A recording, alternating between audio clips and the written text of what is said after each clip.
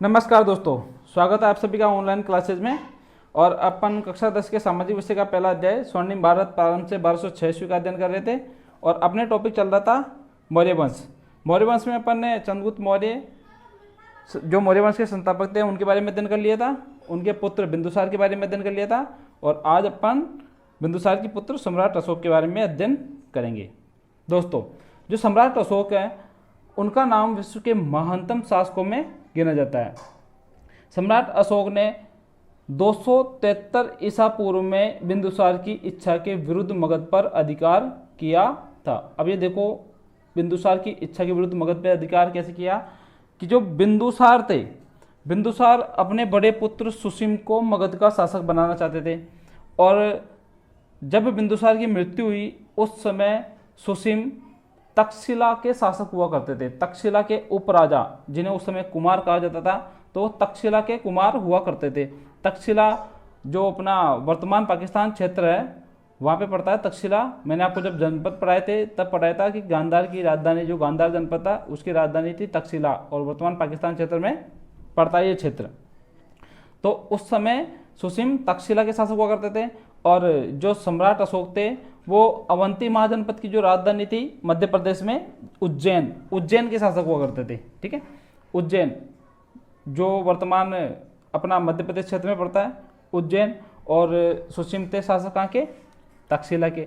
तक्षशिला पाकिस्तान में और उज्जैन मध्य प्रदेश में। ठीक है, तो जब 272 ईसा पूर्व में बिंदुसार की मृत्यु हुई उस समय देखो, अब देखो उज्जैन मगध से नज़दीक पड़ता है और जो तक्षशिला है वो मगध से काफ़ी दूर पड़ता है। ठीक है, तो जो सम्राट अशोक हैं वो पहले मगध पहुंचे और पहले मगध पहुंचकर उन्होंने मगध पर अपना अधिकार कर लिया। ठीक है, तो 273 ईसा पूर्व से लेके 269 ईसा पूर्व तक सम्राट अशोक का अपने भाइयों से मगध के शासन को लेके युद्ध छिड़ता रहा, युद्ध चलता रहा। और फाइनली 269 ईसा पूर्व में सम्राट अशोक का मगध के शासक के रूप में राज्याभिषेक हुआ। यानी 269 ईसा पूर्व में वो पूर्ण रूप से मगध के शासक बन चुके थे। ठीक है, अब देखो आगे बढ़ते हैं।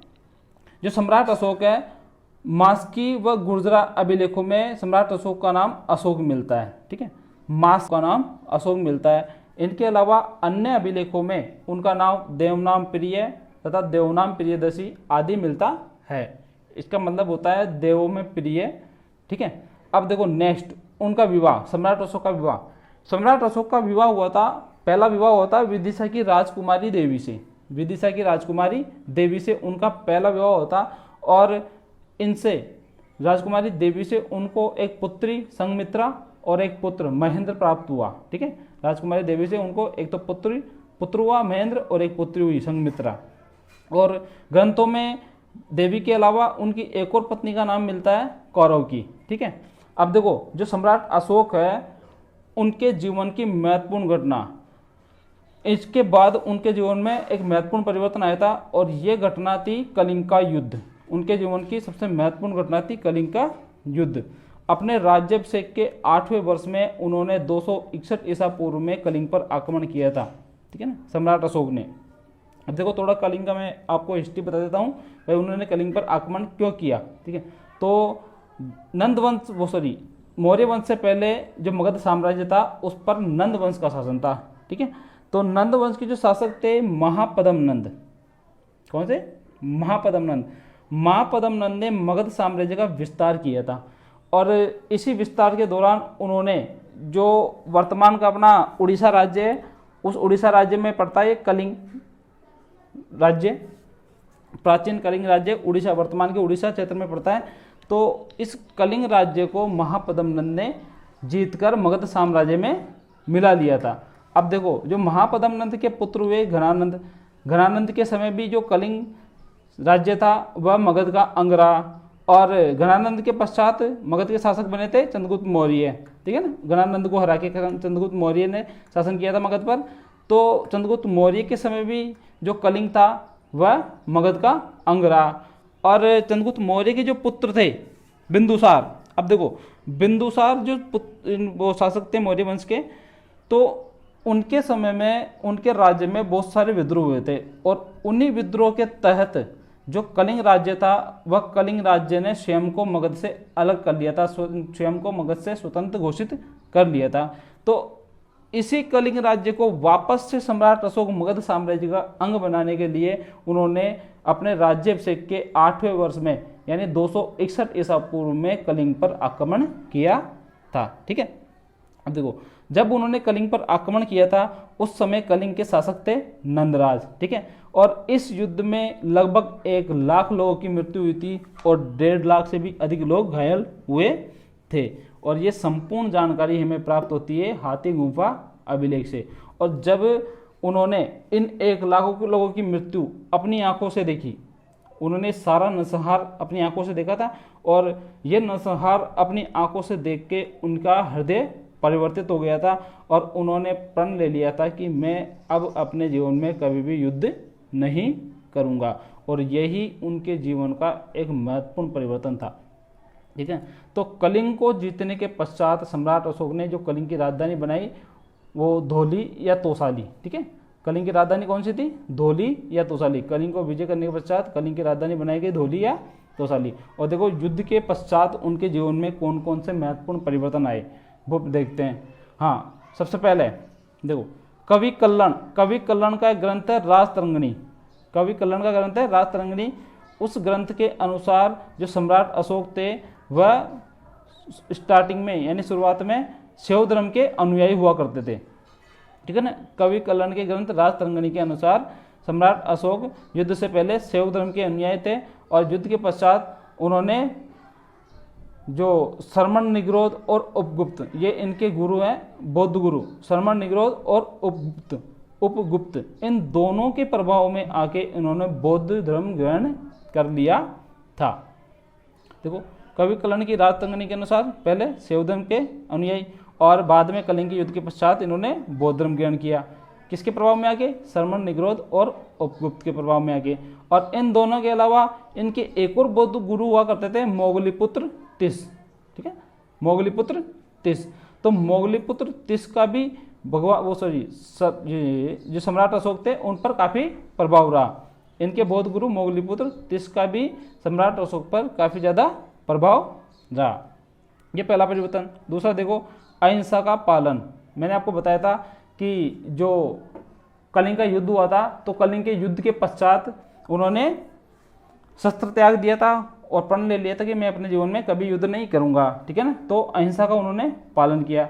दूसरा अगला परिवर्तन जियो और जीनेदो की नीति का अनुसरण किया और भेरी घोष को त्याग दिया और धम्म घोष का पालन किया। अब ये देखो भेरी घोष क्या था? भेरी घोष होता है बलपूर्वक यानी शस्त्र के माध्यम से या फिर युद्ध के माध्यम से किसी क्षेत्र को विजित करना, ये भेरी घोष कहलाता है। यानी अपन शस्त्र के माध्यम से बलपूर्वक किसी क्षेत्र को या चारों क्षेत्रों को अपने आस पड़ोस के सारे क्षेत्रों को जीतने की जो प्रथा होती है इसे कहते हैं भेरी घोष। ठीक है, जैसे युद्ध वगैरह करके ऐसे जीतना, तो ये भेरी घोष कहलाता है। तो इस भेरी घोष का उन्होंने त्याग कर दिया था और धम्म घोष का उन्होंने पालन किया। यह भी उनके जीवन का महत्वपूर्ण परिवर्तन था।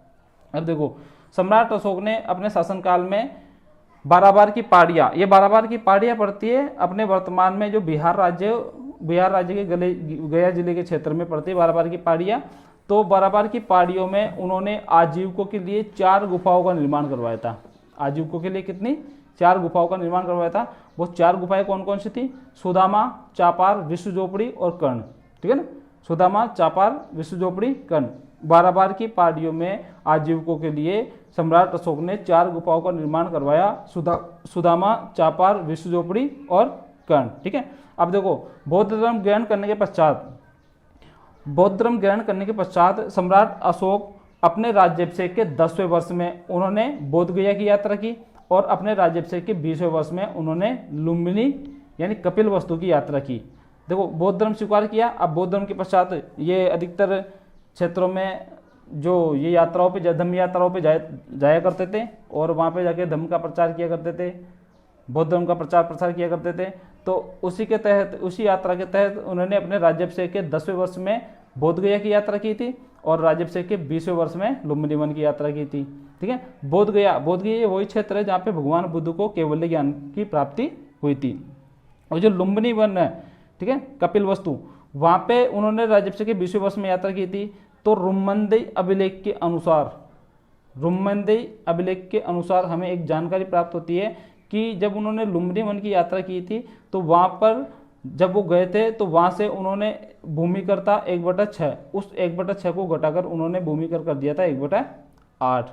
लुम्बिनी यानी कपिलवस्तु क्षेत्र में वहाँ की यात्रा के दौरान सम्राट अशोक ने भूमिकर 1/6 से घटाकर 1/8 कर दिया था। और ये जानकारी हमें प्राप्त होती है किससे? रुम्मदेई अभिलेख के माध्यम से। ठीक है, अब पढ़ते हैं अशोक का धम्म। देखो, जो धम्म है, वैसे तो धम्म का शाब्दिक अर्थ होता है धर्म, ठीक है, पर अशोक का धर्म क्या था? अशोक का धम्म क्या था? देखो, मनुष्य की नैतिक उन्नति के लिए उन्होंने मनुष्य के नैतिक विकास के लिए कुछ नियम बनाए गए थे, उन्हीं नियमों को अशोक का धम्म कहा गया है। सम्राट अशोक ने मनुष्य के नैतिक विकास के लिए कुछ नियम बनाए थे जिनका पालन करने से मनुष्य का नैतिक विकास होगा। तो वो जो नियम उन्होंने बनाए थे उन नियमों को अशोक का धम्म कहा गया है। देखो, अब देखो इनके धम्म की जो आवश्यक शर्तें थी वो क्या थी?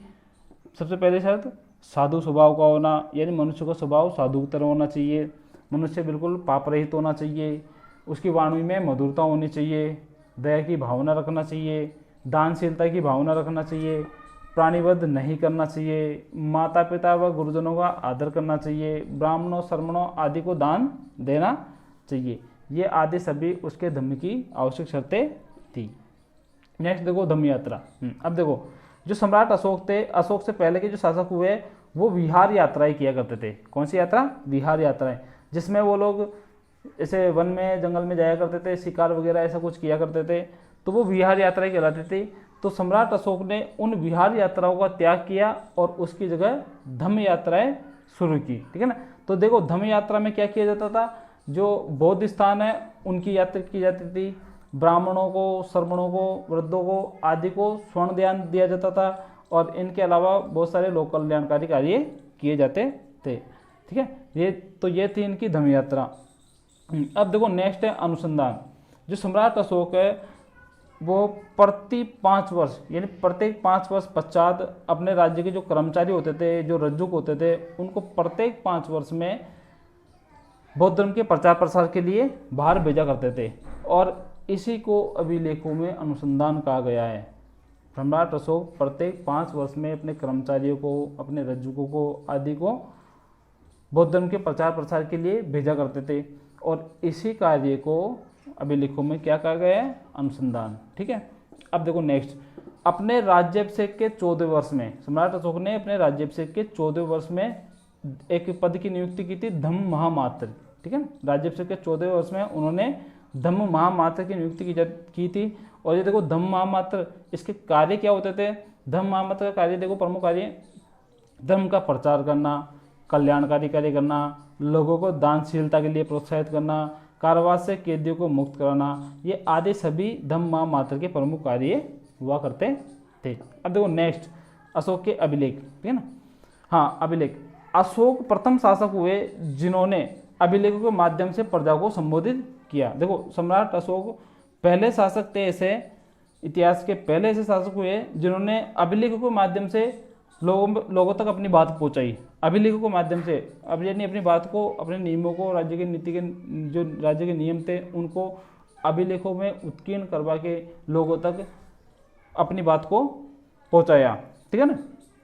तो देखो, इन अभिलेख उत्कीर्ण करवाने की प्रेरणा कहाँ से मिलती है? सम्राट अशोक को ईरानी शासक धारा से अभिलेख उत्कीर्ण करवाने की प्रेरणा मिलती है। और देखो, इनके जो अधिकतर अभिलेख हुए, सम्राट अशोक के जो अधिकतर अभिलेख हुए, उन अभिलेखों की लिपि रही ब्राह्मी लिपि। ठीक है ना। इनके अधिकतर जो अभिलेख थे वो अभिलेख ब्राह्मी लिपि में पाए गए, और 2 अभिलेख खरोष्ठी लिपि में मिले इनके। कौन कौन से? एक तो मानसेरा और एक शाहबाजगढ़ी। मानसेरा और शाहबाजगढ़ी ये दोनों पश्चिमोत्तर भारत के अभिलेख हैं जिनकी लिपि थी खरोष्ठी, और इनके अलावा जो अन्य इनके अभिलेख थे उसमें ज़्यादातर अभिलेखों की लिपि थी कौन सी? ब्राह्मी लिपि। ठीक है। अब देखो नेक्स्ट, जो सम्राट अशोक है, सम्राट अशोक के अभिलेखों को सबसे पहले पढ़ने में सफलता प्राप्त हुई थी जेम्स प्रिंसेस को। सबसे पहले पढ़ा था इनके अभिलेखों को, इनके जो ब्राह्मी लिपि के अभिलेख थे उन ब्राह्मी लिपि वाले अभिलेखों को सबसे पहले पढ़ा था जेम्स प्रिंसेस ने। ठीक है।